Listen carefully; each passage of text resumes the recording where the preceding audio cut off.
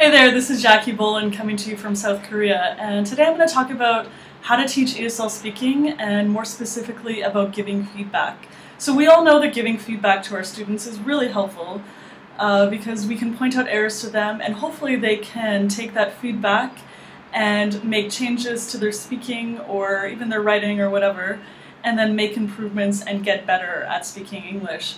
But when students are doing speaking activities, I mean, it's a little bit hard to know when to give feedback, how much to give it, and yeah, there's just a lot of uncertainty around that. So I'll share just a few tips with you about what I do in my own classes. So one rule that I have is that I think about whether it's a fluency activity or an accuracy activity. So if we're working on fluency, so fluency is working on speaking quickly, I will never interrupt the activity to give feedback. Instead, I'll just maybe write down some mistakes that I heard or common, especially if they're common errors among many students, and then I'll point them out at the end of the activity.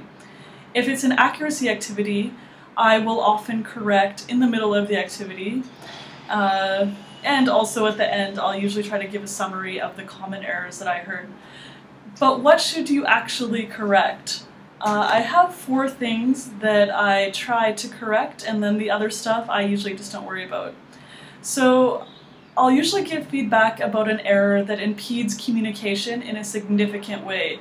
So for example, if a student is talking and I really can't understand them, or another student really doesn't understand them, then I'll help them out with that. The second thing, the second type of error that I would correct is something that involves the target language of that lesson. So for example, if we're studying about the simple past and a student says, I didn't went to school yesterday, I would stop them immediately if it wasn't a fluency activity and say, I didn't went? Oh, I didn't go, and help them with that. And then I would listen for further errors that were similar to that. And I would also give feedback for something that we recently studied together. So for example, if we had studied the present perfect maybe the week before or 1 month before, and I heard a very big error related to that, I would give feedback and say, oh, don't you remember 2 weeks ago we studied this, and blah blah blah, something like that. And the fourth thing that I correct is errors that the students at that level should be perfect at. So for example, if someone is a high intermediate student and they're making very basic errors with the simple past, I would correct them on it.